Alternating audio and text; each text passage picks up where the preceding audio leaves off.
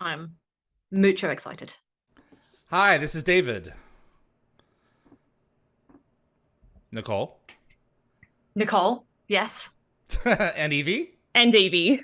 Gosh, guys, we're starting off strong here. We Yeah, are the sorry. Wormhole Extremists.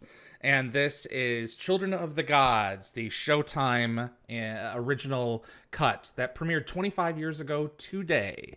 And if y'all are watching at home, you're watching along with us. And there are, 5 airmen playing poker? Yes. We couldn't figure out what kind of poker, though. Yes, someone tell us what kind of poker that is. It's not Texas Hold'em. It's It's definitely something. not Texas Hold'em. I'd be curious to know. And also, there's some interesting allusions in this scene that suggest that, like, while someone else is dialing our address, like the wormhole is kind of creating like a ooh, I feel like I'm getting ready to turn on, so I'm going to start displacing some air. Yeah. Bit of a magical element. That movie magic. What was it when you guys were saying the other day? There's a couple of episodes where, while the Stargate is still having its incoming wormhole, the iris code is received. It's already starting to do its thing, and we're like, hey guys, our communication with other planets isn't that fast as much as we'd like it to be. So and this is before they added the dampeners to the gate room. Yeah, where it's all still shaking. It's all still shaking. That is such a beautiful shot. However they got that piece of cloth to do what it did, I'd love to know. Oh, for sure. I like to think they had a big piece of paper. They just went, like, give it a little wave and then had, like, a little tiny string that just gave it a tug at the last second. Well, I did find out how they did the kawoosh. They actually did it in a big water tank. Yes. It was, like, shot underwater. That's so cool. That's correct. Never knew that. I've learned things. Yep, they did that for the feature film, and then they took some. They did the same thing for Children of the Gods, and I think a few more times in season 1, and then they switched over and just did it digitally until they got to SGU, and they returned it to an old-fashioned tank because you just cannot beat. It's classic. Yeah, it works. Jeremy has just said, did you do the movie before this and I missed it? No, we're just doing this because it's 25th anniversary of SG-1. So right. We'll be starting this fall with the movie. Yeah. So this is the gold shock grenade, but it was at this point used as kind of their MALP. So any planets that the Gould have not explored, this is what they use to send through. Yeah, it's been a while since they've been to Earth, so it's good to do a little check. Their military training is just not kicking in, is it? That is Teal'c. Exactly. So Jean Diatta, sorry if I pronounced that incorrectly, says it was 5-card draw is what they were playing. Thank you. So there we go. Draw. And there he is himself. That boombox voice of a man. Beautiful man. I mean, not yet because I can't see his face, but there it is. With the most amazing eyeliner. Yes, absolutely. There's something just extraordinary about Peter Williams' performance. It's like on the scale of like Shatner. He is the world's he believes most dissatisfied employee. I hate you. I'm going to give you the eye because you're not going to pay any attention. Just absolute contempt. I just love the way that Teal'c's makeup changes over the series. Like it starts with because he's no really makeup. Gold. Yeah, he starts with like no makeup, just the gold and color. And the eyebrows, it looks like they've like shaved them off and he's had them drawn on. Yeah, Jan Newman, she makeup key. They figured stuff out as they went along. Yeah. Yeah, Jenny says strong makeup.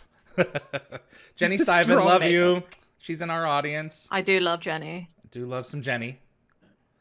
And I got a few of our moderators as well who have come over from Dial. Oh, I read somewhere that initially in the first run of the script, the GateWorld like in the pouches when the Jafar killed, they were supposed to go to Apophis, who was a pet back then. Yes. And he was supposed to like hold them lovingly like a father figure. Yes. There are actual illustrations of this for the opening sequence. I can show them at some point here. I should probably that'd be nice. Yeah. Pick up our technology. We're not going to leave any of that behind. Don S. Davis. Oh, may this magnificent man rest in peace. I loved him in X-Files as well. He's great. Yeah. So this wasn't the first time you had seen him. or was it? It might have been. My dad was throwing X-Files at me before Stargate. Okay. So you might have sought him, but he wasn't Don. He wasn't who he was until. Yeah, I mean, I was Stargate. 5, so I wasn't as appreciative of people's ability to act until I got older. I saw him in Look Who's Talking. I love this high shot that comes through. It's one of these expensive shots. Absolutely. Yeah. I think I read somewhere that the whole episode cost like $6 million or something. It was a lot of money. And a lot of that went into the R&D for the Stargate's puddles. You know, the puddle really is crazy. like the effect for this episode. I just want to complain. Worst intro ever. I hate it. Really? It's so boring. Like, okay, it's just taken from the movie? It's fine. Yeah, I watch every intro, right? But every time I get seasons 4 and 5, or I watch this one, I go make myself a cup of tea because I can't be asked. I'm annoyed. I usually skip them as well. Linda Gategabber Fury, welcome to Linda Gategabber. Hello, hi, Linda. Happy anniversary. Hello, Linda. Producer on Dial the Gate. So Don wears a similar uniform on Twin Peaks. Yes, he does. I forgot. Yeah. I have not seen Twin Peaks, but I've heard it's amazing. It's on my list. So it's supposed to mess with your head. Oh, okay, very good. Like so my problem with this is the fact that we're seeing Ra's face. It's like he's not relevant anymore. I know he was the star, but during seasons 4 and 5, get him out. They're just trying to tie it together to the film. I first saw this in syndication, so I did not see this shot. I saw the season 1 montage. That's what was already created. By the time that season 1 went to syndication, they had the season 1 imagery. So I'm assuming you guys have seen that one. Samuels. Sparky. Yes. Will always be Sparky. He was in one nice episode of Battlestar Galactica where I was like, yeah, you're all right. But I remembered him as Samuel's side, but I was like, I'm waiting for you to be rude. Well, I read that in the original draft of the script that O'Neill was supposed to be really scruffy. Like he's supposed to have like long hair and a big beard and mustache, but that didn't really work with he has a decent haircut here. They toned it down. Yeah. Well, I mean, it's only going to be for, the first, 15 minutes of the show. I would have gone for it. About a year of growth. Yeah, because at the beginning of Stargate the movie, his hair is longer. So that would have been a nice callback or a MacGyver back. Did they color his hair? They did early on. It looks like it's got a rinse. Yeah. It looks like it has a rinse through it. They dyed his hair a lot, and then eventually he just accepted it in like season 3, beginning of season 3. Yeah, he finally he's a silver accepted fox. his fate. Just wear it, like me. Yeah, I'm glad he accepted his fate. The premature graying. He's a good-looking man. There's nothing wrong with that. So it's funny that the same time that he decided to go salt and pepper, Michael Shanks also decided to change his hair during like the same episode where he went short. I think that was. You think that was a Shanks call, or you think that was a production decision by the end of season 2? I'll bet you it was production. It was a Shanks call. You think so? Maybe. You think it makes him look more mature because he's only 26 or something when they started filming. He was the last vestige of Spader. That's what I mean. Michael Shanks was trying to create his own version of Daniel. I feel like getting a haircut. Unlike Spader, he's actually held on to his hair over the years. Oh my god. Oh, also, Shanks is younger than Spader, so let's see where things go. I know. This is the one time really that. Well, no, the secondary, the primary and secondary elevators are mentioned. I think in There Before the Grace of God. We see them happening, but not much. Right. Whenever I see them trying to leave the facility, I'm always like, oh yeah, that second elevator. Jenny says, oh man, that was the worst hair dye job. Dear, oh dear. Shanks cut, Gene Diotta Smith, Shanks cut his hair because he was playing Hamlet in a stage play. Interesting. Well, okay, there you go. And then he kept it.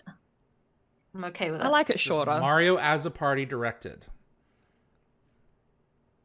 Donna Davis called him a man of limited imagination.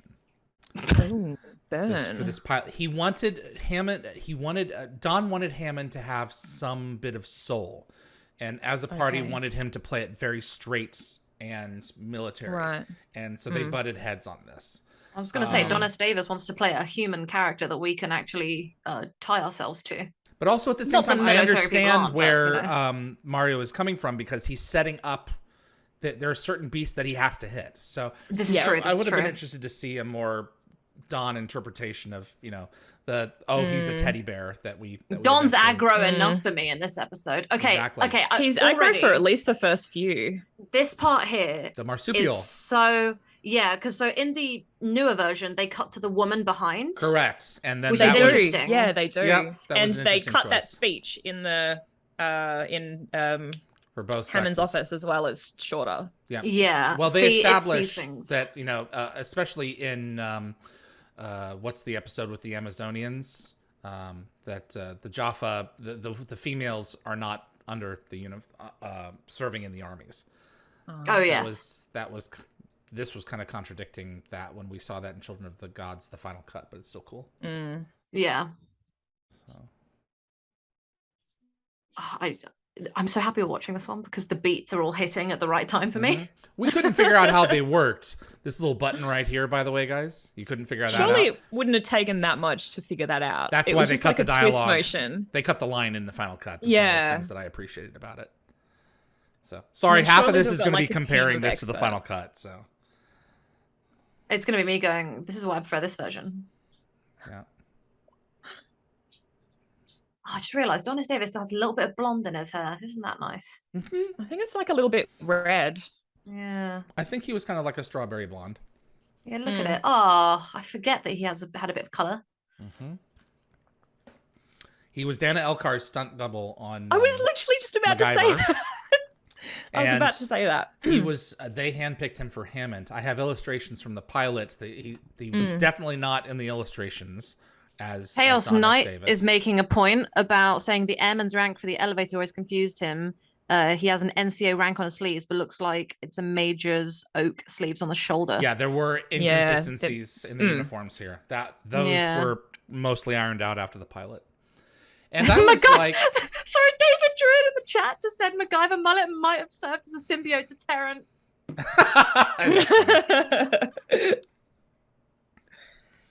Oh, that was funny, man. Jay Acavone and Brent State replaced the actors from the feature film. I love Jay Acavone. My friend, when he watched this recently, he was like, he's never seen it. He was like, I can't believe they killed Kowalski so fast. Yeah, they wanted to establish that this is war and people die a lot. So yeah. I'm glad that they brought him back in a couple of episodes because I really liked his character. Absolutely. Yeah. And I just listened to your interview with him from a while back, David, and it's awesome. He seems like such a genuine He's guy. one of the greatest people ever. Yeah, I love that. And I loved his little story about being on the planet, and he got a little bit too close to one of the props. And it exploded in his face, and he thought he was blind. I'm blind. I'm blind. Yeah, Christopher Judge always makes fun of him.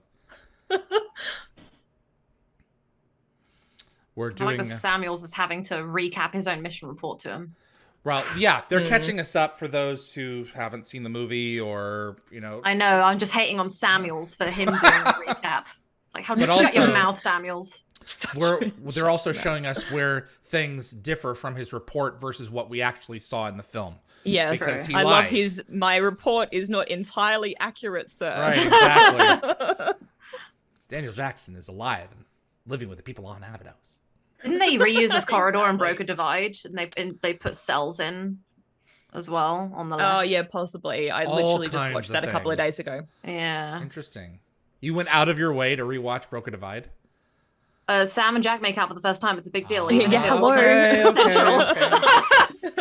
Hello, Sam and Jack Shipper here. Okay, fine. I mean, it's not really them, but no, but he was definitely not married, Sam. I know. So, I mean, it is them, but like it's a psychologically bit Sam. non-consensual Right. as well. Exactly. Poor Jack.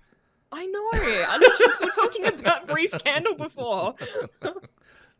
That's like 2 episodes within the first 5. Woe is him that he has all these hot ladies coming after him. Right, exactly. Countdown's already started unless you have something to add. Look at the look on his face. He knows he's got him cornered. He knows he's baiting him. Of course. Smart. It's good play. Oh, Hammond ain't stupid.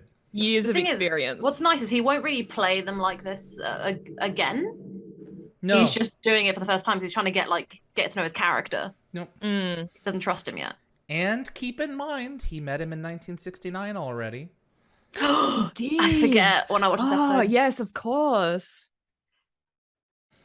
I always found that really interesting. I remember when I first watched 1969, and I was like, man, like sometimes like obviously it wasn't premeditated. They didn't write the Yeah, pilot it wasn't written yet, but I mean, they figured they Yeah. could get away with it. They I did love the really well. throwback. Yeah, it was a very good episode.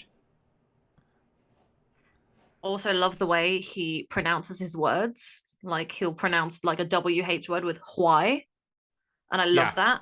It's such a I don't know where in America that's from or why people say it like that, but I love He's it. Texan, isn't he? Is He's that a Texan technically thing? Texan, I don't but know I if don't it's a think that's been Texan thing. established it. I don't think it's a Texan thing. He's definitely a Mississippi actor, so there are certain things that are just going to come out unless they're consciously changing it. I want that. You know what we're like? I figured we're like those people who talk during the movie, but we give insightful comments. Just annoy people. I don't like talking too much during episodes, because I don't want to ruin it. However, everyone here has seen it, so it's okay. That's the point. It feels this weird. This is for a seasoned audience. Yeah. So sure. I just feel bad for the one guy who has to wear a hard hat, and everyone else, except for the military guys, they don't have to. It's like, what is he like prone to accidents or something? I love that in is it Medius how you pronounce it? I love that Daniel like finally calls Jack out, being like, how come we have to wear these things and you don't? Right, exactly. Like the proper helmets. Yeah. Oh, Mobius, yeah. Yeah, I said Mebius, but I thought it was Mobius, but I got corrected. No, Peter Williams corrected us, remember? He said it was Mebius, yeah. At the con, yeah, he said Kalmar. it was Mebius. Yeah. Why do you think he's wrong? I think he's wrong, but I don't know. That's what he said to us, and I was like, oh, okay. One of the best changes, I'm not going to argue with Apophis. The more subtle changes about the final cut is that Brad deletes the line, "We went through that entire mission together, and I didn't realize you had a son." Yes, exactly. Because later on in the series, named after him. Yeah. He's named after him, and he is he spent the 80s with him in godforsaken places. In Gamekeeper, when I was watching that when I was a kid, I remember being like, you already knew him, so what are you on about? Yeah, that's one of the nice things about Final Cut is that it acknowledges, by deleting those elements, it acknowledges the relationship. Mm-hmm. So. Yeah, I still prefer this version. Yeah, I don't necessarily approve of all of the changes, amendments that were done in the 2008 version, but that one definitely I approve. I think we're gonna have to watch Final Cut this fall, so that we can just go back to back after the Stargate movie, watch that version. Oh, I'll do it. I'm gonna be grumpy about it. I would expect nothing less. Yeah. Oh, here comes the teddy bear. This is great. Teddy bear in uniform. Couple thousand. Looks great. 5,000.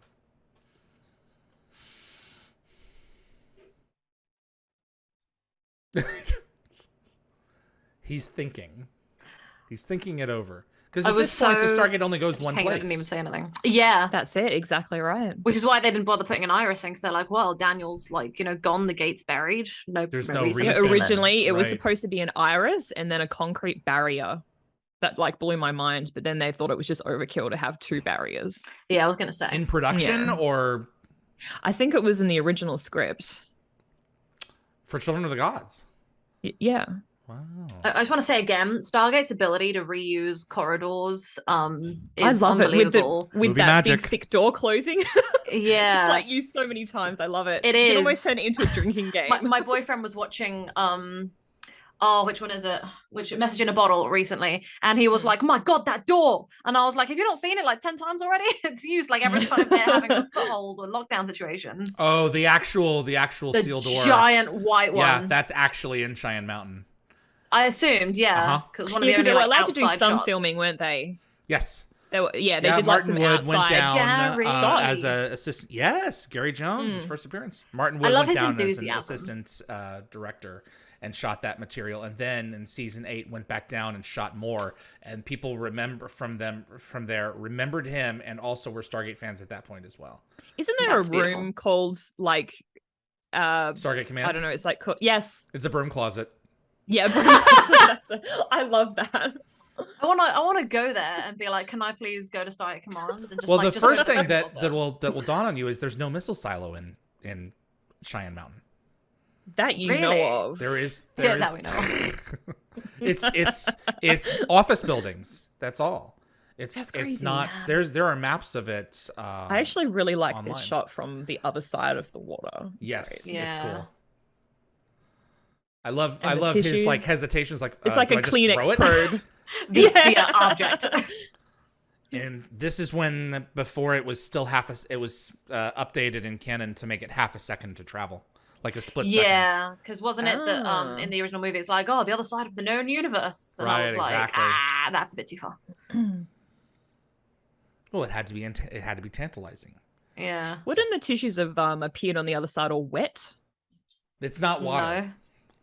But they always appear like slightly frozen. They appear frozen. In the because, early- Oh, because you of mean with the compression. frosted Yeah. wax thing Right. they used on Their the molecules undergo some Yeah. kind of compression. And then once we get our alignment figured out, that no longer happens. Yes. I was going to say, Evie, if you still think that's water after all these years, we're going to have problems. Thank God you were like, no, that. I was like, oh, thank God, Evie. Give her a break. Hammond snoozing on the job. What, you taking a nap? They're waiting. Catching some He's Z's. napping, yeah. He's a hardworking man, very close to retirement, so Yeah. he deserves a nap. I love this shot. How far apart were him and Richard Dean Anderson in age at this point? Well, their age has remained constant. I mean, Well, no, I'm saying because Donis Davis has passed away now. It's probably about Right. 12 years or something. Damn. Thomas Davis was born. I don't imagine it would have been that 1942. much. Ah, and Richard Dean Anderson Anderson's was born 1950. 1950. Of course so Evie he's knows 8 that. years So it's old. 8 12 years. There's a closer age difference between Hammond and Jack than Jack and SG-1. Oh, very much so. Wow. Unless you think of Teal'c as actually being Teal'c's age and not Christopher Judge's age. then Teal'c's way older. I love that he wrote a note like he knew it was Jack. This is like their bromance is really just like it's already blossoming beautifully. Like even if you haven't seen the film. Just one of my favorite lines from this. They could be blowing their noses right now. Yeah, I love that. It's so funny. Like, what if the aliens get it? Yeah, it's not hostile. Right. It's some tissues, bro. Chill out, Samuels. Put a smile on your face. So, I think I read somewhere that there's like a bit of a inconsistency in the years because like the film came out in what, like Correct. 95? It's supposed to be a 94, and it's supposed to be a year later. Yeah. A year. And so this is in 97. series canon, the Abydos mission took place in 1996. Oh. Yeah. Early 96. Okay, this is the part that isn't ruined. The final cut ruined it. You think so? Let's talk about your internal organs. Yeah, I don't care. When I was a kid, I loved think this. it toned down her geekiness. Yeah, I did look into that as well. They cut down the astronaut doll as well with the backpack they made him fly and all that stuff. And it's like Major I Matt think that Mason. stuff was I think that was important. You think so? For me, it was because I played with Action Man instead of Barbie as a kid, so I was like, I get this. I think Sam apparently was originally supposed to be just a lieutenant, and she had a different Really? surname, and they changed it. Interesting. I know that love she this. wasn't going to be in like an Air Force dress just gonna be a blues here. They were making a custom uniform for her Yeah. to kind of accentuate Amanda's look. Oh, and I heard about this recently. Yeah. it did not She go was over well. She was pretty upset. She was crying over it, and it Yeah. was like, you know what, Yeah. guys, It was a network decision, wasn't it? Not the producers. correct. I think so. And it's just like you have to make this as real as reasonable. There are things that you can change because it's a sci-fi show, but don't just do that. Yeah. Her beauty will come out in the stories. There will be opportunities off-world to, get her into something different. But while she's on Earth, she is Air Force. Oh, here we go, guys. It's coming. It's coming.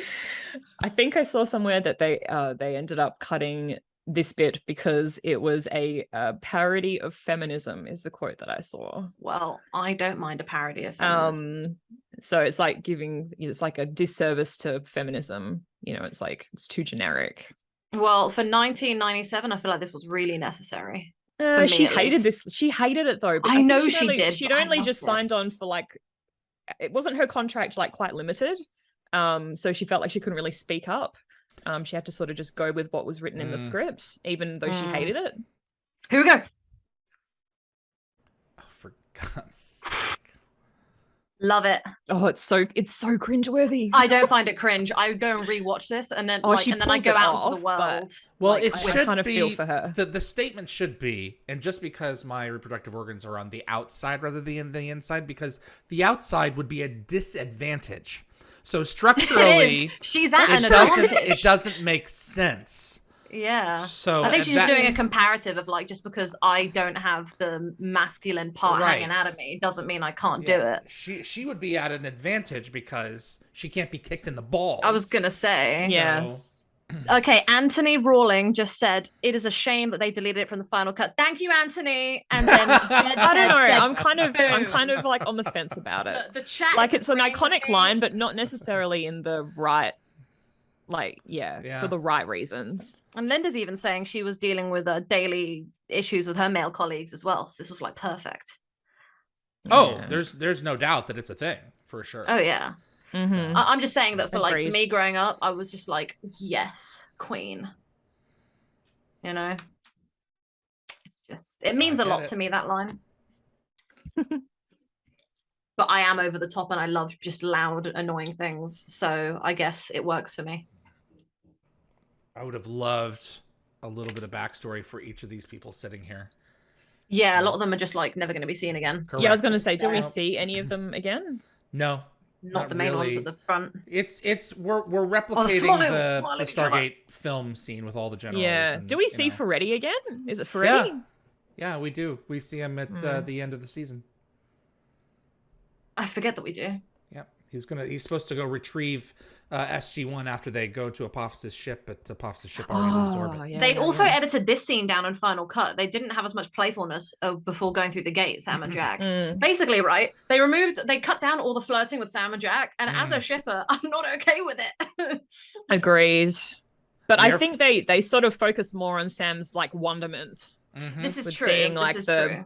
Yeah, like the fluctuations but Sam in the can be incredibly smart and appreciate science while also trying to get a man. You know, she can pull everything off at once. Cut her line in it's the astronomical to use exactly the right word. When she goes through the gate and then complains that she's feeling sick. They cut that. Oh, they cut that. Okay. Yeah, they did. They did, didn't they? I actually liked that line because she's like, you know, you can pull all the G's, but you can still feel sick on your first trip through. Yeah. Jenny asks if they ever bring up her 100 hours in the Gulf War again. No, they don't. No, they don't. I think that would have been useful at some point. Yeah. Nerdy Sam. I love how in the final cut they add a sound of her reaction to being shoved. They do the little gasp. Yeah, I realize that. But it's a great introduction. Jack also the final Sam cut changed the wormhole to be the non-original wormhole. They changed it to be one of the modern ones. And my friend, when he was watching it, I was like, you ignore that, you close your eyes, don't look at it, I was like, don't look at it, avert your eyes. He was watching the Amazon Prime version because that's all we had access, because he was in his house and I was in mine, and I was like, you're not allowed to look at this intro because the wormhole is incorrect for the time. Does anyone else ever get bothered by the fact that the wormhole wasn't a straight line? It's like, you know, I'm going to go over here, then I'm going to go over here. I guess it could be dodging dark matter. I always assumed it was just dodging going like around black holes planets or suns because of all the future episodes we see where it's like, hey, we went through this planet's sun and now it's all red, you know? It could be. Oh, we went through this planet's sun, or we got close to it. An ejection of the coronal whatever happened, and 1969. You know, the fun times. They merged the chambers so that the Stargate is now in the pillar room rather than further down below into a cavern.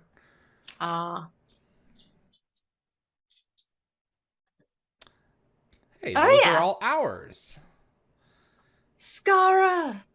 Man, that man lived with me for like 3 weeks and it was a great time. You're going to have to tell us some Alexis Cruz stories at some point. Oh, I've got some great stories about him playing Assassin's Creed.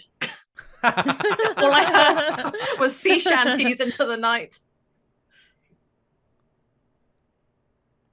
So you can't just leave it at that. There was a convention going on, and Alexis was spending some time want me to expand on that? Yes, he stayed at mine for a while because we're pals. Yep. Chummy. Not as chummy as these two. No. Exactly. I always had wished that Jack had said, "You're English. Listen to you. You speak English. You sound great." Yeah. Apparently those dreadlocks were awful to wear. Because it was Really? like an actual full-on wig rather than a weave. You sold I think it. in the movie it was actually like his own hair with extensions. Someone just said, "Come try it." Oh, it's Akosh. Oh, hello. Come try her, my friend. Hello, Akosh. Hey, Akosh. Vaitiari Bandera.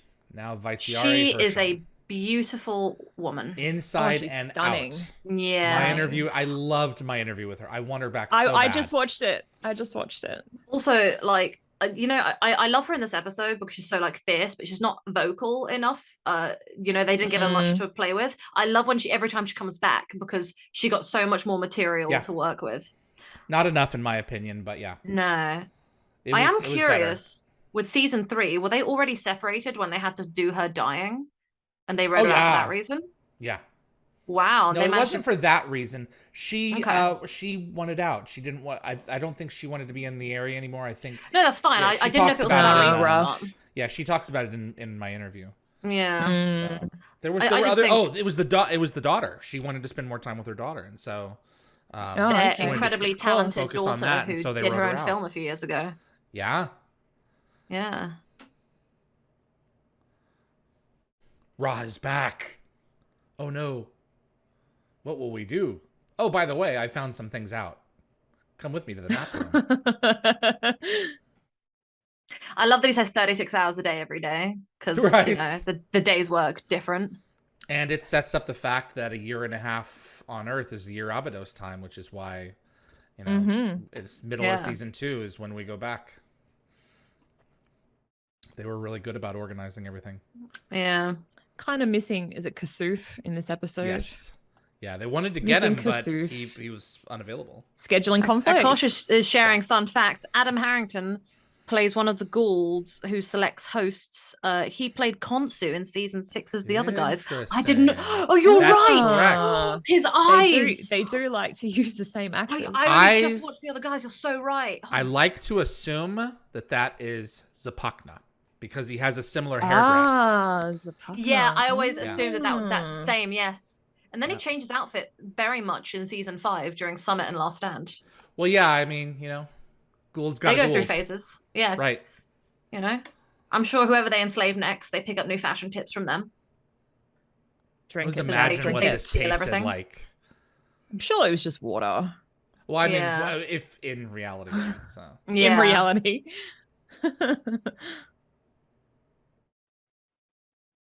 I love this lady. She's just having the time of her life. She was deleted from the final cut. She was, really? Yeah. Her shot's not in the I was sad not seeing her. But she was living her best life. I'm getting hungry just watching this, and I've eaten. Good nod. Good feature film. I had dinner, nod. but it was like hours ago.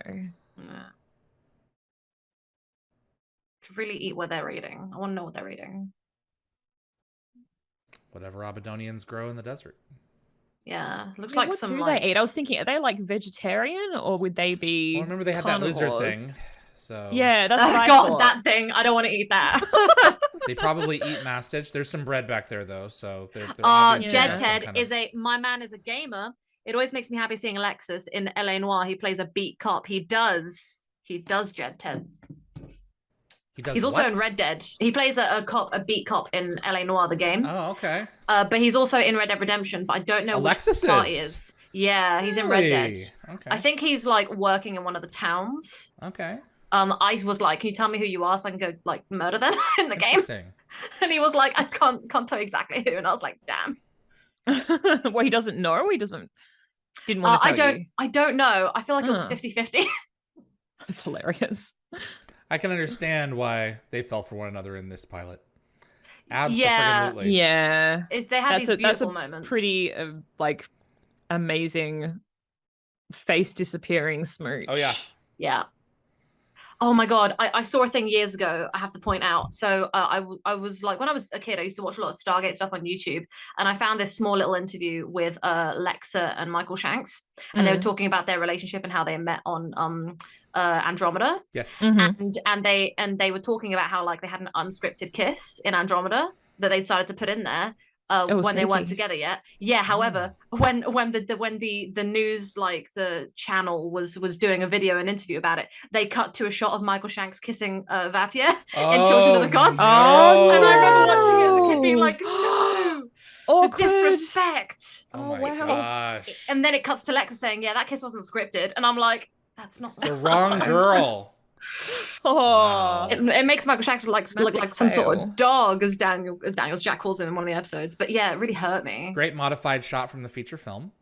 It was, yeah. So, indeed. There were a lot of... thing in the... Go ahead. I was just gonna say, in the 2008 version, I think they did more scenery shots, didn't they? They did a CG shot. This map room went through a couple of different designs. Some of the illustrations that they punched out for it were really incredible. It was supposed to be bigger, wasn't it? And right. They made it smaller. It's big enough. It's not GateWorld writing in some of the illustrations. It's actual star map. I mean, it's the GateWorld interpretation of the stars. Whereas here, Lily in the chat saying she loves the way they introduced that the Stargate can go many places. Yep. Kind of like how Jack says it in a minute. RF engineer. I like the kiss scene, and RDA's reaction is priceless. And Chaos Knight says that's a big yikes from that interview. Yeah, I wish I could find the clip and bury it forever because it makes me cringe. Shadow the cameraman is visible on the walls of the pyramid when Apophis will leave Abydos. Akosh, don't say things like this in the chat. I will now notice it when I watch the episode. No, I appreciate him doing that. So I appreciate it, but it injures me. Oh, stop. Ark of the Covenant in the background. When I see errors in Stargate, one of the biggest ones for me is in Singularity. When they have the big hazardous like spray thing in front of the gate. Yeah. And the then stock shots are always used. Yeah. That stock shot caused all kinds of inconsistencies. It did. Scientists are always down there and then they're suddenly not. So. Yeah. I try not to overanalyze because then I just ruin it for myself. Yeah, same. Which is why I have to ignore it. So this is a key scene, everybody. This is setting up the premise for the show. This is where I learned about stellar drift and red shifting and stuff. Very helpful towards my science exam at school. Yeah? Yeah, because I think about this, and then I think about the black hole episode and how we figure out that things are moving apart because we see the red shift from like the light, blah, blah, whatever. I forgot now, but I passed that part of my exam. Apparently they weren't supposed to get along initially. Really? Sam and Daniel, yeah. But they're like brother and sister. I know. Look at them. I like that I'm not surprised. They're like BFFs. Well, I think their chemistry is just was too much that they couldn't not make them besties. Maybe. I think they were really they kind of were drawn to each other at the auditions. All three of them were. Sam, Teal'c, and Daniel, the actors were. Yes. Yeah. They talked about that for years. I think I saw somewhere that in the auditions, the role of Sam was down to 2 different actresses, and Brad Wright really liked Amanda Tapping and kind of gave her like a few little tips on how to interact with RDA and like stand out. Yeah. Right. I believe that. And she nailed it. Akosh has just apologized. You don't need to apologize. Just it hurts me inside when I notice these things. Akosh, you be you, you buddy. be you, man. You be you. No need to Akosh apologize. got a Akosh. Yeah. Gator's got a gate. Akosh got a Akosh. Oh, and they did the lights on the gate to differentiate it from the film. Yeah. But you hear it spinning throughout the show, like well, because they had to move it from set to set, so it's just this is the location gate. Yeah. So the one that's in the gate room is not this one. I like that they come in straight up opening fire because it's like they already know where they are. Like they know they're coming Abydos. They already know that it's like the raw situation territory. there. Yeah. Yeah. I do like that they think about these things. Poor well, they didn't even need to Abydonians. send a probe through. They knew what they were getting themselves into. Yeah. Yeah, exactly. So they just went in guns blazing like, yeah, this is Ra's territory. See how it's going. Even though he's dead. And Apophis doesn't even wait, for the room to get all clear to come through. He just comes on through and lets them take care of everything. Well, he's got the shield. Like, I don't know if he has a shield in this, but he has a shield later on. He does. I don't think he has one yet. He find may out have in the Nox. Yeah. But doesn't he have to be putting out his personal hand shoot for in the that Nox. too? Pardon? Doesn't he have to be putting up his hand? He does. He may have the doesn't, shield sort of. active now. Yeah. That's interesting. I just want to say right now, before it happens, I feel really bad for the amount of times Christopher Judge gets spat on by people, because he's like the Jafar, we hate you. Yeah. He gets spat on by like his son, by Skara. Like right people here. get mad at him, and then they're like, and I'm like, man, Chris, that was real spit. Yeah, it was. That's assault. No, it's battery. I think it's battery. I think it's battery. Yeah. I don't know. So he's Perfect not specimen. just I looking can't honestly for... say I've had a. I hope as Alexis to look it up. ages, he takes back. He looks at this episode and thinks, "Man, I was a perfect specimen." You know, like he must feel really good about himself being referred to as that. You could be the one. Yeah. So my friend pointed out the other day how weirdly sexual Stargate is in some ways, because it's a lot of the serpents, a lot of the finding phallic. people. It's very phallic in a really phallic. intriguing way. You know, it's just very interesting just the way it does it. I feel like a lot of alien stuff tends to be, especially with the Alien movie, if you go back there. But yeah, it's very, very interesting. I never noticed as much as a child, but now that I'm older, I'm like, damn, it is a bit. So he must have amazing vision out of that one good eye, because he's like at a weird angle, and he still manages to figure out what chevrons have been logged. It's Air Force training, I guess. Yeah. Maybe he used like some sort of like numeric. Any members of the device or Air Force something in to the remember chat? what they were. Good for you. Well, there are some in the population who have photographic memory, so Oh, Yeah. that would be amazing. yeah. Chaos Knight, even though the final cut does a good job cutting the scene, I really like the original. Something about the ADR they did just kind of ruins it in the final cut. I agree, Interesting. Chaos Knight. If you look close, Sam and Daniel have the same haircut. They do, kind of, yeah. They do. That is true. Hey, it's the Summer's in 90s. here. Like this, I can always see the similarities between Sam and Sarah. Oh god, that always annoys me. Yeah, the fact that they're Yeah. both like S names, the fact they both have the short blonde Short hair. blonde hair. It's like and Jack they're has both a like type. mechanically minded, because she's like tinkering with the car at the start. Jack likes But obviously he's got a women type. that are very intelligent with tech of different kinds, machines.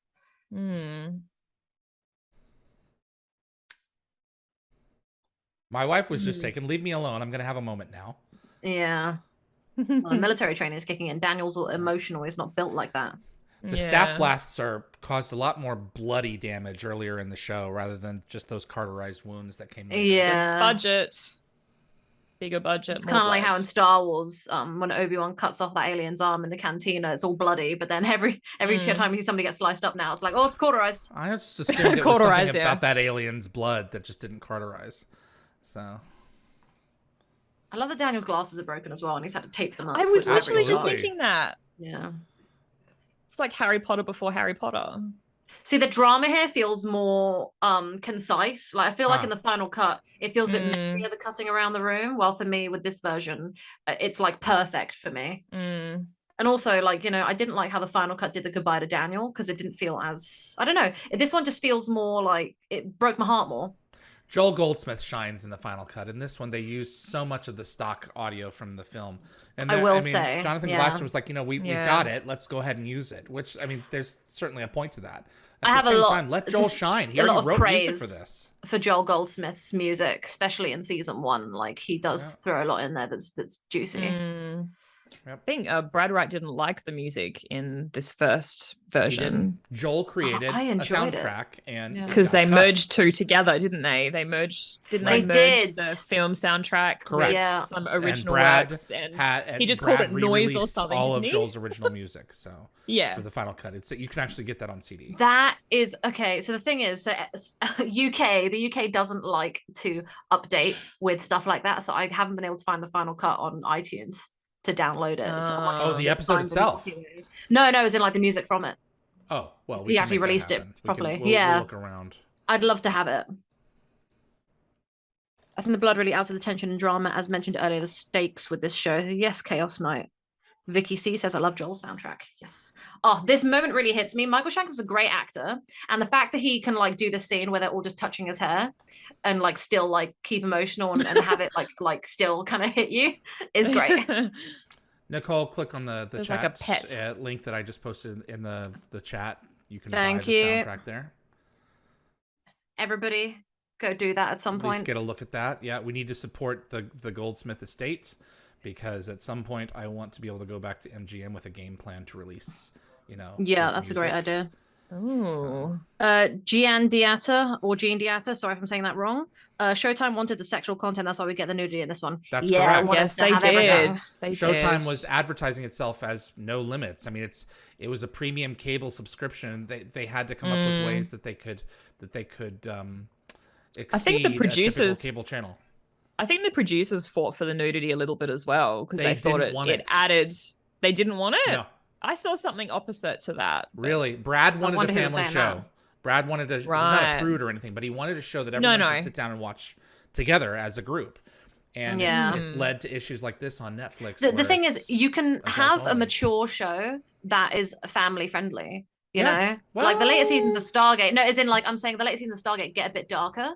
Right. But they're still accessible to family members and to kids. You know, I didn't have a problem with season 9 and 10, and 7 also had some pretty dark moments as well. And it was still terrific. They could have had that kind of darkness while still keeping some light. So, I mean, there's some pretty graphic stuff later on in this. I mean, an Abydos bug climbing out of Taylor's Atlantis abdomen, is pretty for dark. crying out loud. There's some stuff in there that's like, oh my gosh. Yeah. Oh, that I can't remember the name of that episode, and I'm sure you'll tell me in just a second. That one with the world, and it's like almost like Halloweenish.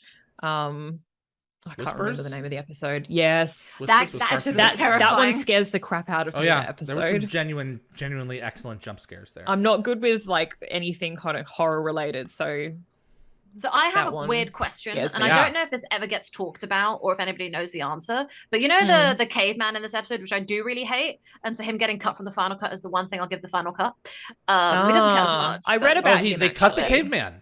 They cut the caveman more in the other one. This one he has. He was supposed to have He was supposed to. Oh, you mean the guy that breaks out of prison with them at the end? Is that what you mean? He throws rocks at the John. He was supposed to have a fist fight with Jack O'Neill.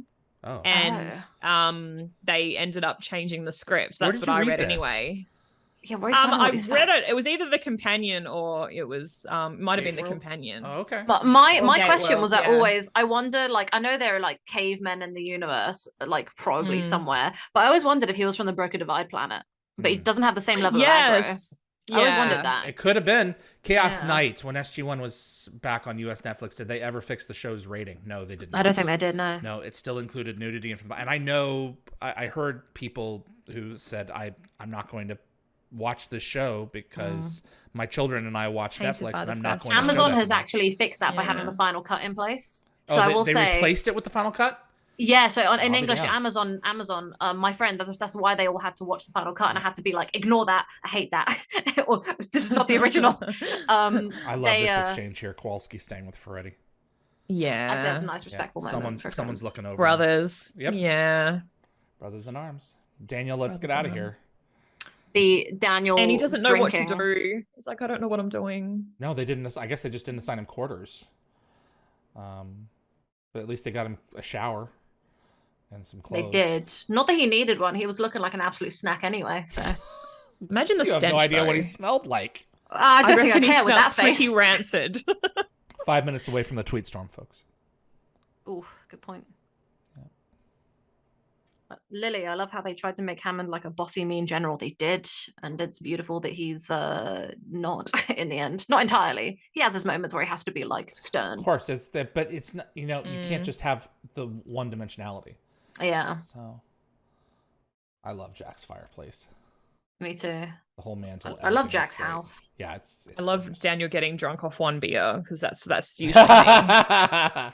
Is there a reason why Christopher Judge doesn't drink beer in Stargate? Like, you never see him with alcohol. He's always having juice when they're drinking beer. I just assumed it was something to do with the symbiote. I always assumed it was something personal to Christopher Judge. I think Teal'c says at some point, I don't consume alcohol, if I'm not mistaken. Yeah, and I remember that, but I just didn't know why. Daniel just doesn't like it. I think he says that line. I don't like beer either.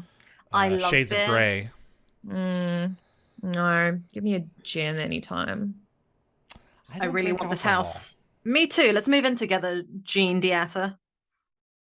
Let's buy this house together. Even on Amazon, we have to rent it. Lily, that's sad. Is this in the US? I have a Prime Video account. Let me see what happens. And is your feta an actual grain? Or is it made up? It's an Abydonian grain. Is it an actual grain in real life, though? Or is it made up for the series? I'm just curious. Feta flour. That's not real. Okay. Never. From Stargate SG-1 on Prime Video. I was commenting on the exchange. The video is currently unavailable. Ooh. Yeah, while in the UK they've made it that it used to be on Netflix and have the 18 problem, but they've moved it all to Amazon. And actually, the really stupid thing is every single episode from SG-1 is available on Amazon, seasons 1 through 8.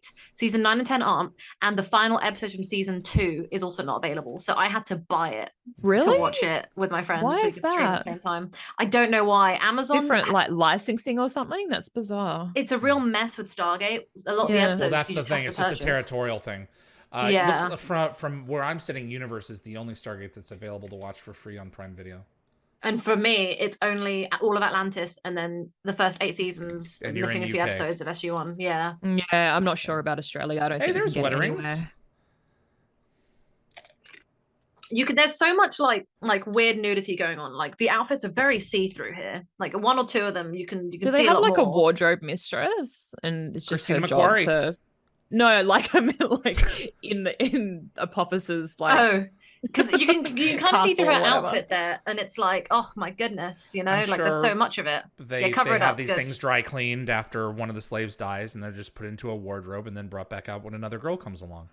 Yeah. So, there was Showery right there. So what was the reason for having her not be nude, but having Shara be nude? I think that they wanted to give the audience a visceral response that Shara is being.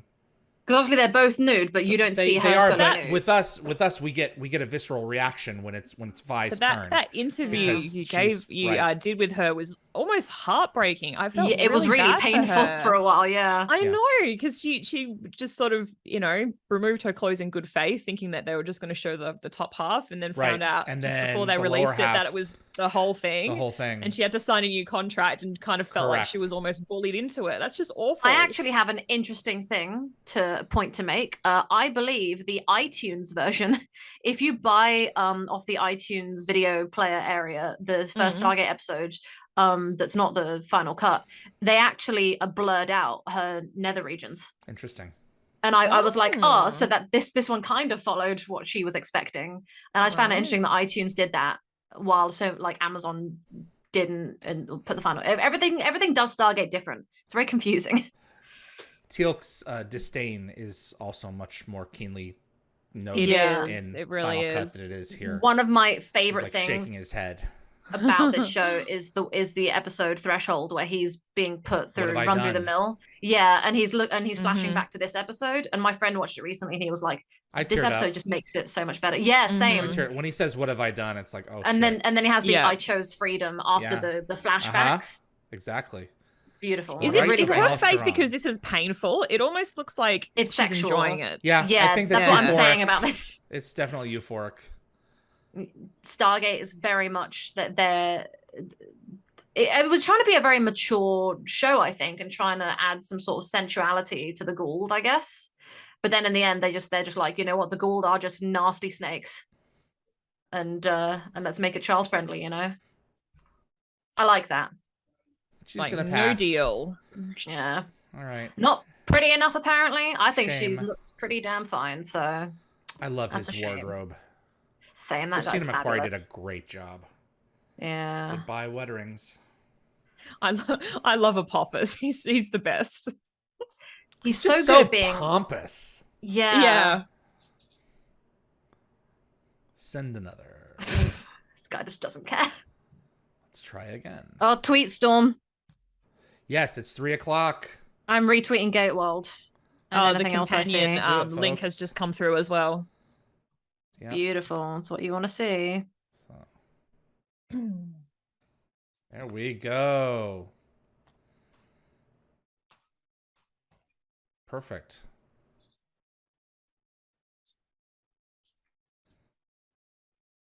I thought he was dead. He's definitely dead, right? The bomb. I mean, well, we see it as an audience, but he was in orbit, so God knows from their perspective. That's true. You don't really know. So yeah, I mean, knowing Stargate, the amount of times they've seen Apophis die. Well, they don't know what he is exactly, so they don't know what his body can withstand. Correct. Yeah. That's a very, very thorough point. I'm just retweeting everything from everybody I follow because I don't have time to construct the tweet myself. I gave you an hour heads up. Yeah, I know, and I didn't know what to write, so I just like I'll just go with what everyone else says.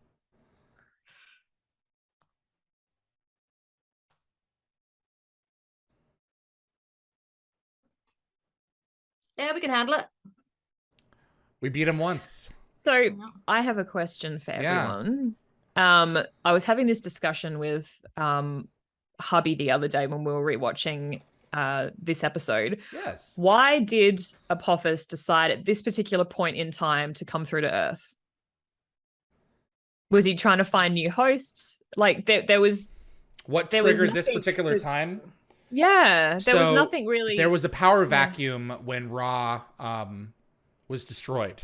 Ra, Abydos and Earth fell under Ra's territory. Right. Everyone had kind of left Earth alone for the past, several hundred years at least, because they were good in terms of hosts and could take care of each other or get a lot of hosts from one another when they absorbed other domains. But when Ra was defeated, it left a power vacuum, and at the same time, Apophis was looking for fresh cattle. Yeah. So that's fresh domain. God knows how long they've been trying to dial us over the centuries with the Stargate in the ground. That's they a would good have point. to come via That's a good starship point. to collect, as they did with Teotihuacan. They would. And the medieval Christians, at some point, they were taken as well. So we've been visited. Gene Diatta has a really good point. Snake real dumb not picking the airman. All the knowledge of the Tari didn't get. If only Apophis had realized what he missed out on. And our solar system doesn't have Naquadah in it. So we're not a prime candidate. That's true. Yeah. So we just offer hosts. No, I love how excited he is about getting his first host. It's honestly, it breaks my heart every time I watch this episode. Like, I can't watch Kowalski being such a nice, happy guy. But I'm really glad that even though he's dead, he keeps popping up. For sure. Marsha said she thinks nudity was important to the story because it showed how vile Apophis and his kind were. That's and his disrespect of humans. I do have some agreement there in terms of Marsha. that. Got to see Marsha. Comic-Con. Yes. Hi, Marsha. Matthew said, how did he dial back from Earth's gate with no DHD? They had like a device that they slap on the gate. Stargate dialer. Yeah. It's introduced in Continuum on screen for the first time. Yeah. Ball has it. Yep. It's the same type of tech. I do love that everyone had involvement in the Stargate program, except for like Mitchell prior to season 9, but they kept trying to add Mitchell stuff in. And I do love the way that they used Continuum to give him even more history with the Achilles, the ship that took the gate over. I thought that's a really cool thing. That was a great, in the illustrations for the Stargate feature film, I think it came over on the Queen Mary, if I'm not mistaken. There's a really gorgeous harbor shot that the illustrators designed. I think it was the Queen Mary or the Mary Celeste. I'm not one of those. You've got some illustrations, haven't you, David? I do. I does. That is awesome. Show them off at some point. I only have the ones that I crudely do myself. Apophis has it too. That's how they dial from Russia in the Continuum movie. But Teal'c is working for Baal at the time, isn't he? So yes. I mean, Apophis does have it, but at the time that would have been Baal's one anyway. So, but I'm assuming all the Goa'uld have it. Yes, they all have that technology. 4 hours is a really tight time frame.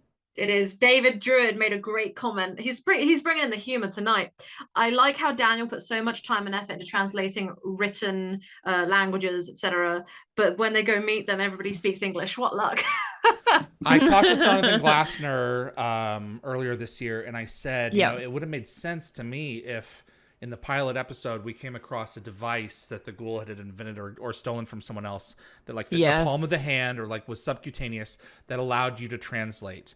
And Jonathan like said, the TARDIS. Farscape had something similar to that. Right. They had a drug that you put in their body. Right. And it does it. Jonathan said for the pilot, they had considered it and then abandoned the idea. And part of it is because the Goa'uld have no interest in talking with anyone else. They're all okay, that's a very good point. Fair point. That's they're all any humans are cattle. So I wish they'd thought of the Asgard sooner, because I'm sure the Asgard would have wanted to create a mutual, I mean, I guess that's what Torment of Tantalus was. It was a mutual place for different people to speak. Correct. But sadly it wasn't English. I heard that they filmed this in February and it was so freaking cold that they had to redo all of Christopher Judge's like initial scenes because he was like freezing and shivering. Well, I mean, every Stargate season started off in January. They began filming in January. If you note, if you go back and you look at the external shots, it's always winter in Vancouver at the beginning of each season. You can see the breath. Oh yeah, it's so cold. Yeah. Well, they filmed a lot of shows in Canada and they had the same issues. Like I remember in Smallville, they shot a lake that Stargate has shot at before and they had to pretend it was the beach. So they were all in swimsuits. And I was like, oh no, Lord, no. God, that woman on the left there, look, on the right, that woman's completely nude on the right. I just noticed from the waist up. Oh yeah, she is. It showed boobies? Stand for? They're just throwing it around. Pardon? It showed boobies? Fred. Yes, I saw full-on breasts. I can't go back and look. I don't remember what Fred stands for. I never noticed that. Fred, the Field Remote Expeditionary Device. Thank you. Excellent. Thank you. Summer, Mitchell touching the gate when he first sees it really bonded me to his character. It's all of us. Oh, you're right. That's exactly how we would react, Summer.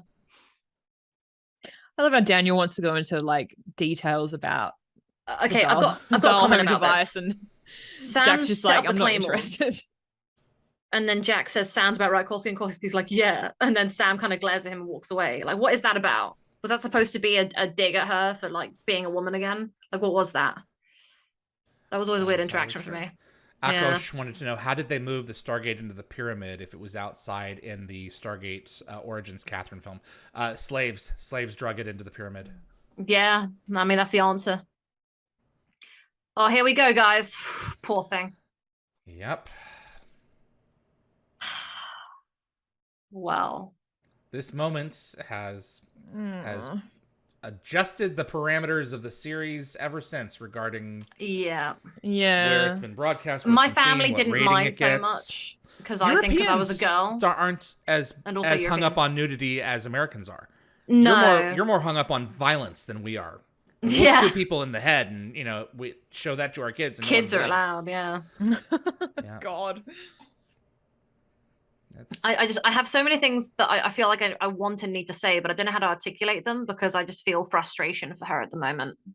And also, everyone's really sensitive these days, so you got to be careful too. Yeah, I don't know what I can say. One thing or not. The human form is beautiful. I will say that. Yeah, I will agree there. She's an absolutely beautiful woman, but sadly, like her beauty was not needed all over. And as you're watching this, you presume that the actress is game because the actress is on screen. Yeah, now that I know the truth, I feel a bit icky watching it. Yeah, so do I. Agreed. And now if they could remove the nudity things like that from this exact episode, I'd be like, this episode's perfect. I found that she was quite sort of matter of fact about the whole thing. It's just like, I was upset. And I felt really bad. She took it really well. She figured it was just happening here as well. It's very my friend said to me, he was like, that this is way sexual for you to be watching as a kid. And I was like, yeah, no. Imagine if the Goa'uld entered through her nether regions. And that's what my friend said. He was confused. And worked its way through the body up into her head. I mean, imagine it going that way. That'd be real nasty. Yeah. And that lubrication around the Goa'uld, extra icky. Yep. Well, I love how the cinematographer shot around the Goa'uld. Like we see a shot of like its tail, like it's moving because it's a puppet. So they have it's not CG. They can't just flip her over and have the Goa'uld just follow. Yeah. And this is the only time where we actually see a Goa'uld with its glowing eyes. So, do you guys remember the canon explanation for why they go in the back of the head? They don't want to see the look of horror on the face of their victims or whatever. When they look in the mirror and see the hosts, because they remember that. Yeah. Right. It's probably a vanity thing as well. If you can't see the scar, you can pretend it's not there. And I always found it interesting with Tanith. They're quite vain, so they might not like a big honking scar. Yeah. Didn't Tanith go in like through the neck or something? He went straight in through the jugular, like straight in there. But also, you see, he has like really bright red eyes when he's coming out of what's her face's quote unquote womb. Yeah. So Shonuk, that's it. Pouch. Yeah. Yeah. Man, Tanith, I really hated that guy. Yeah, he was slimy. I had a lot of hope and faith. I was like, was he not supposed to be in more episodes? Well, you mean when he was killed in 48 hours? Yeah. Well, they weren't expecting a season 6 at that point. They realized that they had that dangling thread, so they couldn't get him back for X, Y, or Z, or the right story didn't come up at the time, so they inserted him into 48 hours. The shot from him from between two fires on the Tolan at the Tolan desk where Travell was, and then they looped that in. So if it fits the storyline, then I have no problem with nudity. This is Anthony in the chat. Throwing nudity in for the sake of it is unnecessary, though. Yes, Anthony, I definitely agree. Yeah. I sold one of these staffs at ProfWorks. There was one left. I'm not sure. Beautiful. It was in really? one of the live That's auctions. So cool. I saved it for one of the live auctions. I can't remember which. I have a skull from Enemy Mine, Ooh. so I'm pretty happy. Yeah, how much did it go for, the stuff? What specifically? As in how much you sell it for? This particular staff? Yeah. Oh, I thought you said stuff. No, stuff. What? Accent problems. Yeah, sorry. Stuff. I don't. I'm gonna have to see. It's a priest staff. Nate, the biggest takeaway from this is that it's very disappointing and horrible that she was not aware that she would be shown in full glory on the screen. Nudity, if consensual, is totally fine. Agreed, Nate. Yes. Well, because I think you made this point during the interview, David. They don't have intimacy coordinators back then. Correct. No. I think they have intimacy coordinators on set for everything now. Just a kiss. They definitely need they them have. now, yeah. They have one on someone on staff. I think that's why the world is so like there's so much sexual content in shows nowadays. But I think it's at least like now when I watch content, I don't feel awkward because I know that like there's an intimacy actors coordinator. have been looked after. Yeah. Yep. It makes me comfortable when I watch it. Dak Cabrera, wait, that was reused footage. Tanith's actor didn't even know he was appearing in another episode, referring to Tanith's death in 48 hours. Yes, it was reused footage. Correct. It was, yeah. Do you get paid if they reuse your footage? Yes. I don't think. Oh, do you do really? Oh. Well, now there are rules for this. So if we're doing like a previously on at the beginning, whereas Oh, in that's this he would have been in okay. the episode, so he would have had to have negotiated. Yeah. Ins and outs Matthew of Hammond. Hollywood. I wonder how Brad Wright and Jonathan Glassner kept the Showtime producers from pushing nudity and language in Stargate. It was a back and Yeah. forth. What happened in the shift? What caused them to do it in the first episode and then keep some of the momentum going in the following episodes and then completely cut it? What do you do? The agreement was to put it in the pilot and then that was it. Really? Okay. Because I always wondered why it was just in the pilot, because the thing is, you do see a bit of this, more adult content, in Broken Divide and Emancipation, where it's a bit more like, a bit less child friendly. And then it takes this complete shift where it's like, in my opinion anyway, it feels more family friendly, and I always wondered. That's really interesting. I like that. It's always a sliding scale, and it's just you're having to feel it out. Yeah. What's acceptable in one generation compared to another? I mean, some of the things that they say on network television now, the words that they use. Yeah. So. Watching Friends nowadays, I'm like, oh dear, some questionable things. Even though it's a great show. Does anyone get kind of Temple of Doom vibes from this? Like, are you expecting them to put down like that like ice monkey head or whatever it was? Yeah. That monkey brains. That's a I love Temple mastage of head Doom. in the middle there. People I That's speak what to that don't is. like it, but I'm like, it's great. Did you notice the mastage head? Yes. Yep. And then What is that? Wow. Oh it's yeah. it's from Abydos. Oh, it That is. thing. Yeah. Oh my poor It thing. may not be an Abydonian mastich, but it is a mastich. It was a cute salivary cuddler. It was adorable. Yeah. They I took loved it. elements It's like a from big dog. the movie and put that in there, and they also used it in Rising. It's very clever. On the Wraith Keeper's table. Yeah, because they got like a whole heap of props and stuff that were used in the film, didn't they? They were put in as nods and as, hey, this is filler, let's use this.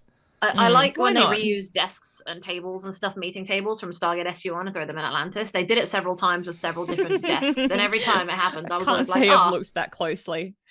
Yeah, well, the ones in the Atlantis meeting room that they have from like season 2 onwards with the lights all around it, they had that in season 6 somewhere.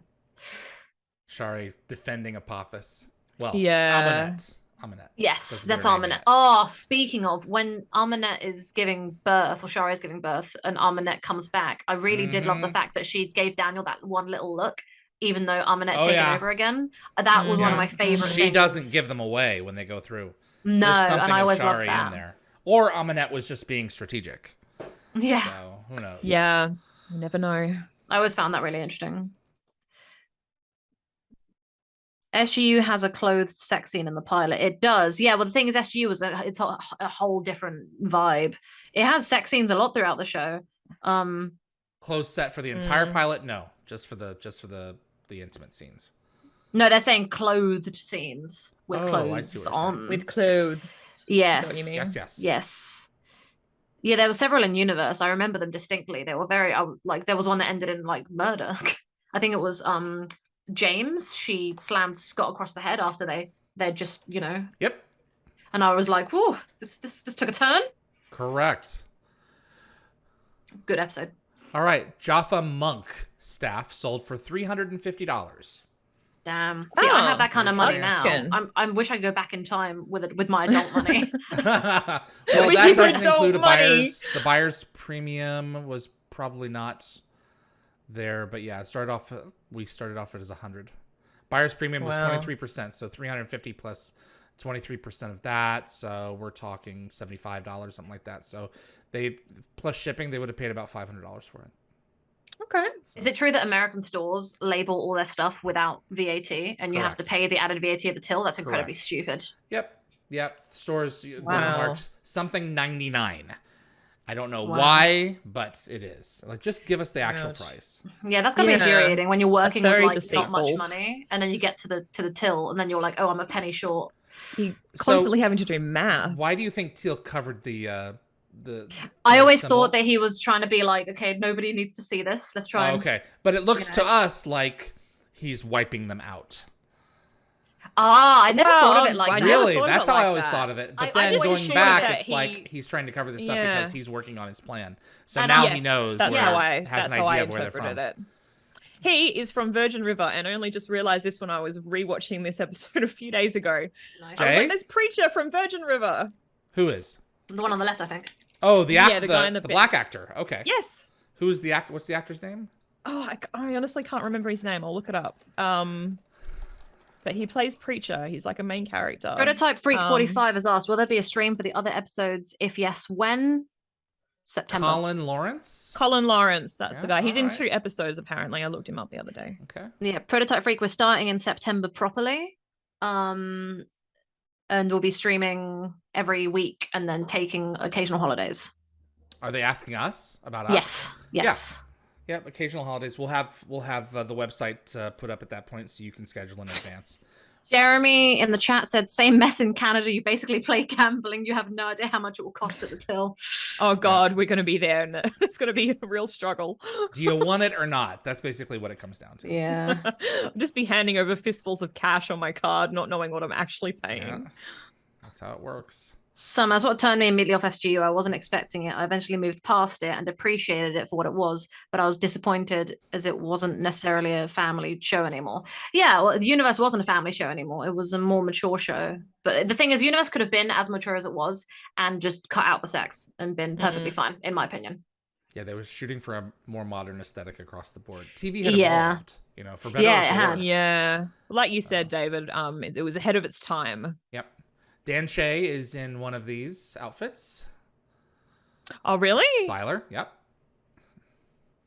Easy Sparky just sang the song "Let's Talk About Sex, Baby" in the chat. God. Thank you for that. All right, can we move past that scene now? Okay. Everyone's talking about it. So the actor who played Kansu, he's also in this scene here as well. Talk about going undercover as a Tok'ra for a really long time. Yeah. So, it could be the same guy, but I prefer it's Zapakna because Zapakna served Apophis and Kansu did not. Sense. The outfit change also like made sense that Zapakna had the same outfit. Yep. Well, very similar. He had a headdress. Yeah, he had the same kind of style outfit. Yeah. Very kind of He's like totally pulling off that mini Carmen Miranda hat. Oh yeah. David Druid says O'Neill should not have said Chicago. He is so Minnesota. He totally is. They backsell it in season 5 with the first ones born in Chicago, or not the first ones, the fifth man born in Chicago, raised in Minnesota. So there's everyone's talking about American taxes on bills now in the chat, and everyone's just laughing about the chat has come down to those two things: source and taxes. Marcia, we have talked about it before, but they took out the fact that travel through the Stargate was extremely cold because, well, the original explanation from Sam is that your molecules undergo compression, but the going theory later on was that because they had straightened out the stellar drift with our computer dialing system, that they had fixed it. And it comes back in Red Sky when they take a tumble through the Stargate because they broke... They did what they shouldn't have been doing. Right. And they're frozen again there. So because they had fixed the stellar drift, they apparently fixed them. I guess the molecule compression excuse was retconned. Yeah. Because they didn't want to be doing that every week, you know? Yeah, no. And if Stargate travel really was as casual and ubiquitous as everyone, you know, expected it to be, the ancients probably would have tooled that out. Yes, exactly. Benjamin Herbert said, "I'm one of the rare Stargate fans who watched SGU first." Wow. Okay. Yeah. Some people found it. Some people found it first. Some people are younger. Here comes Zapakna. I swear that's Zapakna. The thing, it certainly looks like him. I've always thought it was Zapakna. I've always agreed there. Yeah, he is. He's my passionate baby. That wasn't very good. And we're asking the questions that confront the series for the first few years here. And Teal'c shaking his head, no, nothing of the host survives. So it's really weird that they just went, the one above. Yeah. It was strange they were doing an analysis of Daniel and then would cut straight to Skara. I always found that a bit jarring. Yep. Skara was originally going to be a part of the team. I feel really bad that did not happen because I would have loved to see it. Alexis had other priorities. He couldn't do it. Yeah. But he still wanted to be a part of the show in some way, so they started adding him this way.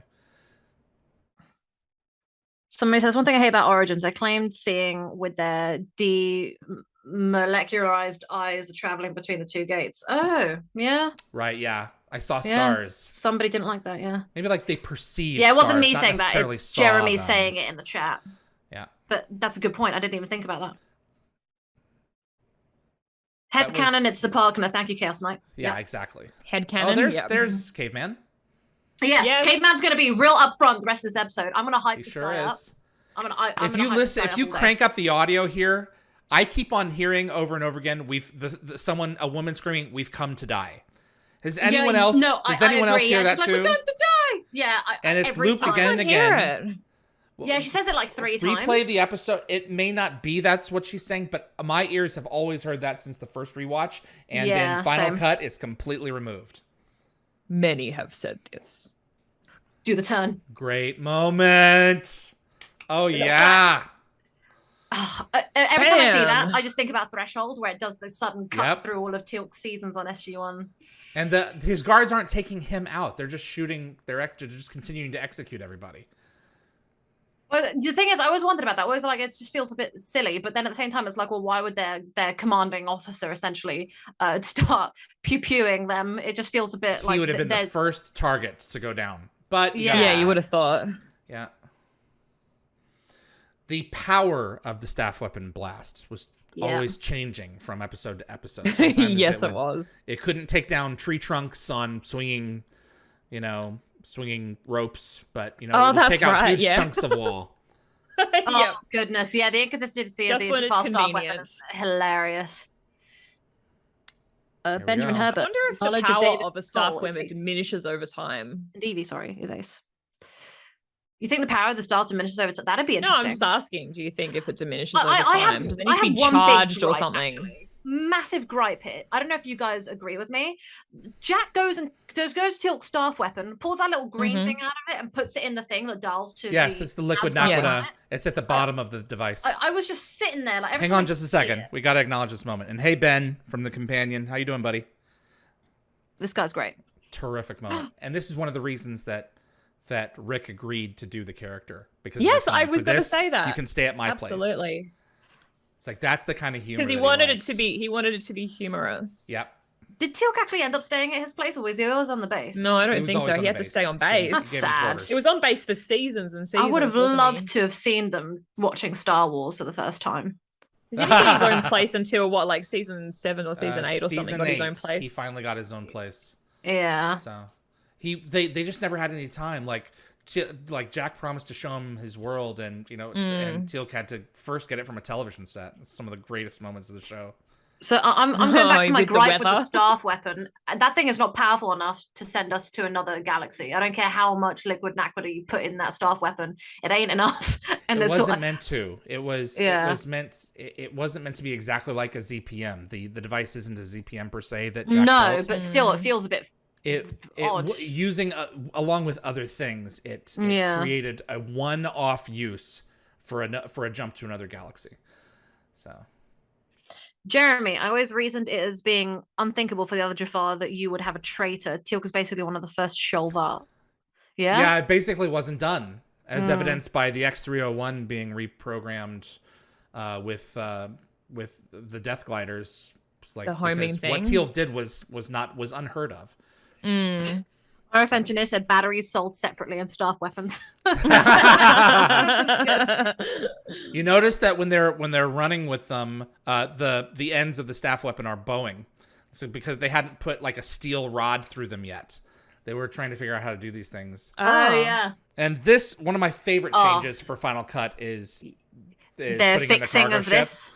Yeah, this craft was never seen again. This made no sense to me. Yeah. Like it's basically a death glider. But it is a death glider because it's just slightly bigger and can fit the rings. It just makes no sense.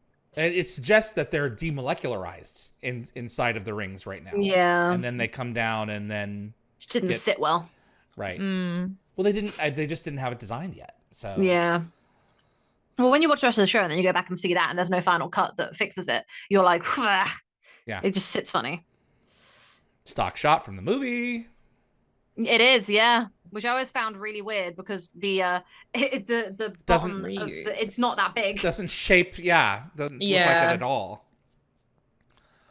All the Goa'uld. Oh, because you're like not quite sure if he's been taken over just yet. Alexis is very pretty. No wonder they chose him. Look at his young, beautiful face. He was an absolute, young. I watched him I saw him on Touched by an Angel first. Oh man. I think we got that in Australia. I think I watched a little bit, but not enough to remember a specific character. That's still a cool shot of it transforming. That was really cool. It is. So I love this music. I think this is SG-1 versus the aliens. I get really excited. Correct. Gets the blood pumping. There's the caveman. Keep running, my dude.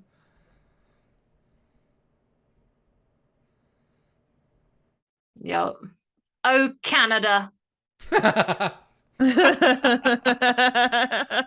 like to say that. I try to say it with like the Deadpool kind of finesse that Ryan Reynolds adds to it now, because he's just Canada's just a great butt of jokes for its filming. Oh, yeah, like everyone's there together. The same.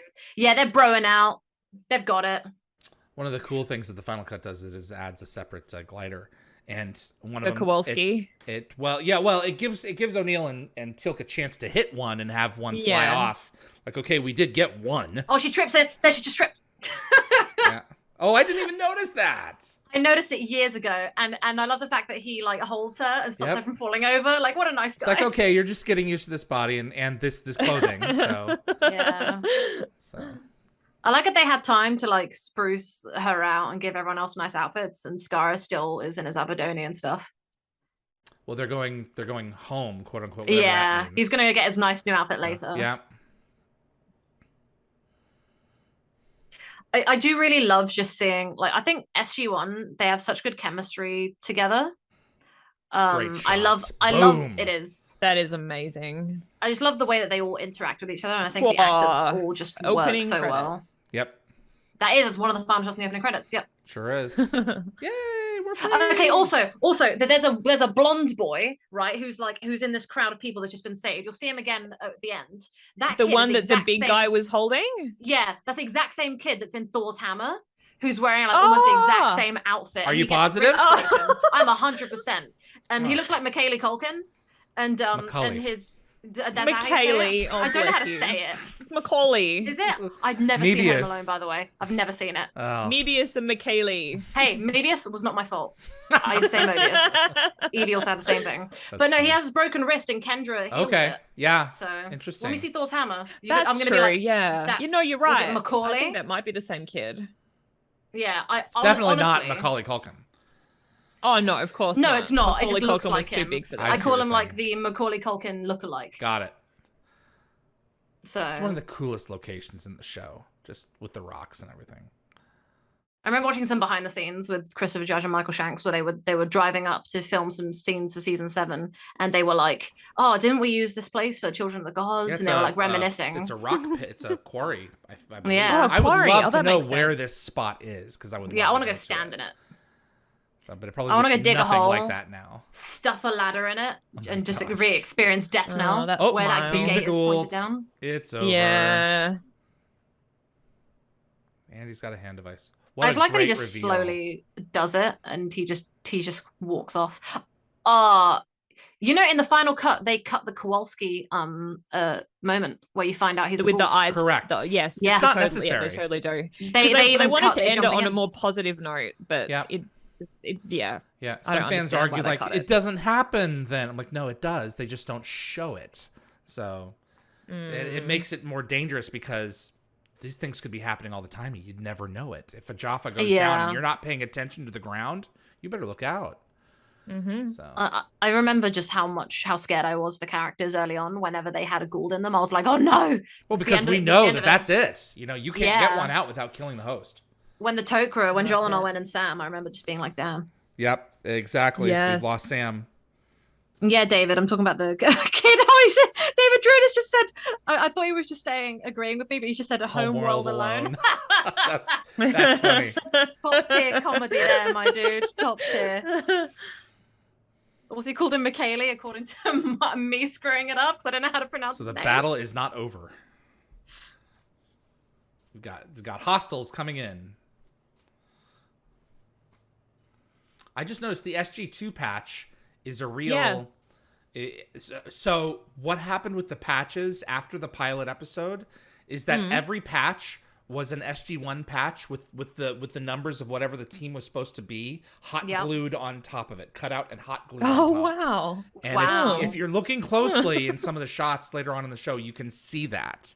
But you have to be looking really close. Like it looks a little bit raised. Correct. Because it's actually the numbers are actually placed on an SG-1 patch. So wow. See, it looks kind of sunny, and then it gets quite dark. I find these shots, the inconsistency with the lighting bothers me a little bit. That's what you get when you go outside. Yeah. It's never going to be the same. Preacher. This is why they always shoot outside locations with inside shots after that, so they can match the light. Yeah, because it's really sunny right now, but then when you cut to Sam and Daniel every time, it's so... I mean, the gate's going to open in a minute, it's going to get chilly anyway, and the lighting's going to change. Now it's dark. But... Yeah, it's a little bit darker in the pit. Yeah. Man, the Jaffa that they just went through in this thing, holy crap. They cut them down like butter, and in the feature film... Like butter. They all butter. They're just... Well, they're not Jaffa in the feature film, but man, they're stronger. You think they'll revisit the pilot again in the new series like Mobius? Dak Cabrera has asked. You know, I don't know, but I'd love that. Revisit That'd the be pilot nice. Again. Yeah. The new series. Revisit the pilot. Like Mobius kind of went back and did it.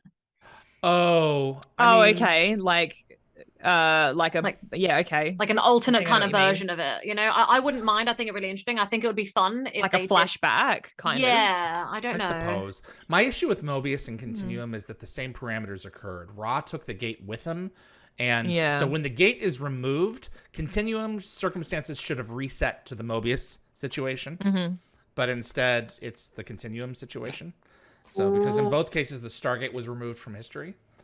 So that's my rant. That's very interesting. Hey, Gary. That iris, though. Daniel's doing the Kickstarter equivalent of looking for your car keys in a hurry. That's what he was doing. That tickled my insides. It did. It's funny. They had 3 or 4 different vendors produced puddle shots for the pilot.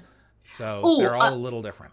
I have a comment about this in a moment. Sam goes through, right? And it's another timing issue where they send the people through and the guys get their big guns out before the refugees have come. And I've always tried to find some excuses. Oh, they're aiming at Sam because they don't know if she's safe or not. But they don't aim immediately. If not, I would have said, yes, that's okay. See, they aim and then she does the... Right, they don't know what's going on. Yeah. Don't shoot. I always tried to be like, you know what? They could be imposters and they're just going to shoot anything that comes through, almost. Yeah, I mean, they gotta be ready. Yeah.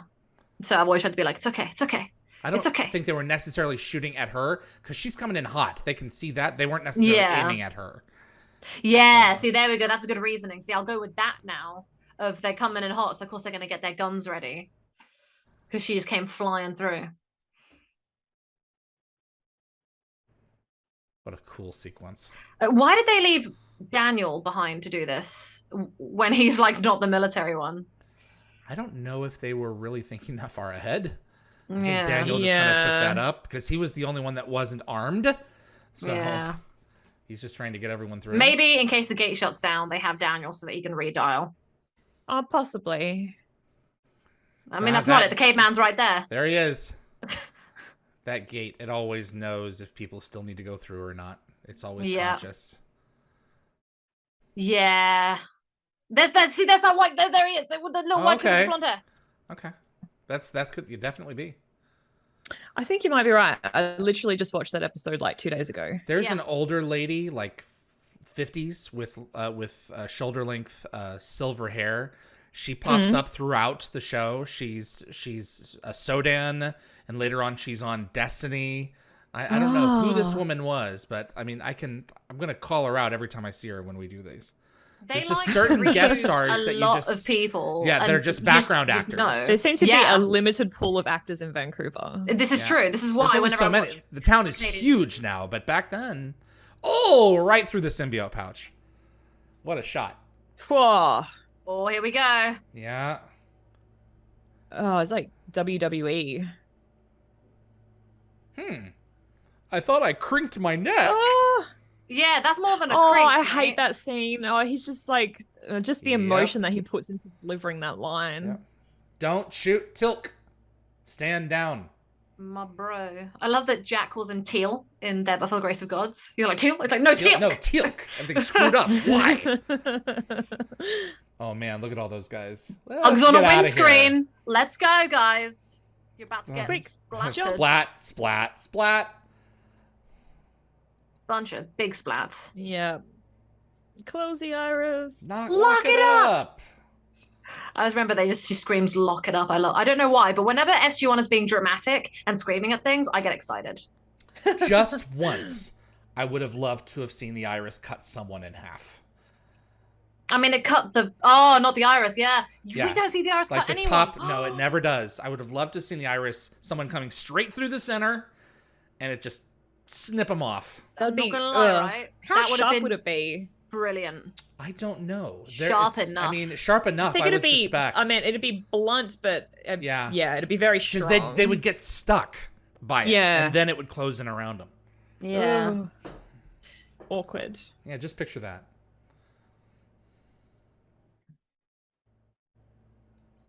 So Rebecca Farley said, I'm wondering if my DVD version isn't as original as I thought. I just finished. Are you watching the UK PAL version? Yeah, you have to be. Yeah, the because NTSC is an hour 37 minutes. That's why I always want to suggest that. So. Are any of the future episodes going to have different edits though? No. Just threads. Threads. There are, okay. if you watch the Netflix or Amazon versions of some episodes, for example, The Lost City, the Netflix version of The Lost City, they cut the line where Jack calls Sam a national treasure. And so when I was watching it, I lifted up my laptop ready to slam it across the room, and I was like, "Where's my DVD?" We're always going to post the hours and minutes. Well, at this point, the minutes and seconds of each cut, including the MGM logos and credits, so that you can get the right episode queued before you watch it. So we will be publishing those early in advance. Leanne Adachi is her name, who played Barnes on SGU. You're saying Corporal Barnes is in other episodes of Stargate? Akosh? I wouldn't be surprised, yeah. I did not know Corporal Barnes made other appearances. Well, it's, again, you already made the point, Vancouver's a limited pool of actors, so yeah. I wouldn't be surprised. I only remember Corporal Barnes as a character because she and Eli have that baby in the other timeline. And it was always me and Corporal Barnes. Leanne Adaki, who also played a rebel aide in SG-1's Icon. Leah, the replicator in Ghost in the Machine. Look, the band she was, yeah. She's a replicator. Oh, okay. This seeing them standing in front of the gate and then walking. Great shot. Great shot. That's the shot that I used. Iconic. And then great ending. They just all happened to be standing there. And my poor baby. Kowalski down the. And this was one of the reasons why I immediately jumped to watching, to tuning in the following week, because I wanted to see how this was going to be resolved. And people are thanking us for the timer. Yeah, the thing is, it's really important if you're not already a fan to have this moment, because it goes the final cut's more for fans that I think are already either kids already been there. So. No, I think that last scene was really important. I don't understand. Rebecca said it is indeed the UK version. They should be cutting that. Yeah, Rebecca, it is the UK version. It's incredibly frustrating that PAL stuff is a little bit faster. Yeah. So you do lose valuable, precious minutes. Yeah, just and with us, you're not going to be watching it at the same time, so it's going to be like, what are they talking about? There's a bit of a desync. Because we're expecting you to be caught up with it. That's why I'm always going to publish the minutes and the seconds for every follow-up episode. So that's Children of the Gods. Well done, everyone. That's a great episode. I tied my hair up at some point during this. We're gonna cut back to you guys on the screen just a second here, but we're gonna roll with the credits until we do that. So what? So who had GateWorld up? Evie. I did somewhere. Okay. And what was the original publishing date of that? I mean, obviously in the future we'll know, but July 27th, 1997 was it? Oh, let me check. It was original air date was the 27th of the 7th, 97. Wow. Alrighty. I wasn't born. Gang.